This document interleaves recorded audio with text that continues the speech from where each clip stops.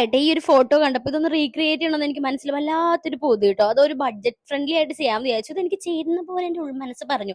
അപ്പോൾ എൻ്റെ ഒരു ബഡ്ജറ്റ് 2500 ഞാൻ സ്നാപ്ഡീലിൽ നിന്നാണ് എല്ലാ സാധനം വാങ്ങിയിട്ടുള്ളത്. ഞാൻ എൻ്റെ കോളേജ് ടൈമിൽ ഏറ്റവും കൂടുതൽ യൂസ് ചെയ്തുകൊണ്ടിരുന്ന ആപ്പായിരുന്നു കേട്ടോ സ്നാപ്ഡീൽ. മാക്സിമം എല്ലാം സിമിലർ ആയിട്ടുള്ള തന്നെ പിക്ക് ചെയ്യാൻ ഞാൻ നോക്കിയിട്ടുണ്ട് കേട്ടോ. സ്കേർട്ട് ഞാൻ ഈ ഒരു സ്കേർട്ട് എടുത്ത് നല്ല ഫ്ലെയർ ആയിട്ട് നല്ല കംഫർട്ടബിൾ ആയിട്ടുള്ള 315 രൂപയാണ് ഈ സ്കേർട്ടിന് വരുന്നത്.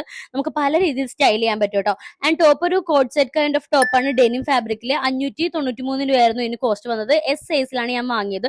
നല്ല അടിപൊളി ഫാബ്രിക്കാണ്, ഇടാനും എനിക്ക് ഇഷ്ടപ്പെട്ടു. ഇത് രണ്ടും കൂടി ഇട്ടപ്പോൾ തന്നെ എനിക്ക് നന്നായിട്ട് ചേർന്ന പോലെ തോന്നി. നെക്ലസിന് ഞാൻ ഒരു സിമ്പിൾ ആയിട്ടുള്ള പേൾ വരുന്ന മാല എടുത്തത് 116 രൂപയ്ക്ക് 6 എണ്ണത്തിന്റെ സെറ്റാണ് വരുന്നത്. ഡിഫറെന്റ് ടൈപ്പ് ഓഫ് മാലകളാണ്. ആൻഡ് ഈ ഒരു വാച്ചിന് 334 രൂപയായിരുന്നു. കുറച്ച് ലൂസാണ്, നല്ലൊന്ന് ടൈറ്റ് ചെയ്യണം. ആൻഡ് ഫുഡ് വെയർ എനിക്ക് എക്സാക്ട് സാധനം കിട്ടി 579 രൂപയായിട്ടായത്. ആൻഡ് ബാഗും ഓൾമോസ്റ്റ് സെയിം തന്നെ കിട്ടി 342 രൂപയായത്. എല്ലാം കൂടി വന്നപ്പോഴേക്കും എനിക്ക് ഭയങ്കര ഇഷ്ടപ്പെട്ടു. ശരിക്കും ആ ഫോട്ടോ ഒന്ന് റീക്രിയേറ്റ് ചെയ്യാൻ പറ്റിയ സന്തോഷത്തിലാണ് ഞാൻ. ഒരു ബ്രഞ്ചിനോ അല്ലെങ്കിൽ ഫ്രണ്ട്സ് ഒക്കെ ഔട്ടിങ്ങിന് പോകുമ്പോൾ പറ്റിയ ഔട്ട്ഫിറ്റ് ആണ്. എന്തായാലും നിങ്ങൾ ട്രൈ ചെയ്ത് നോക്കുക.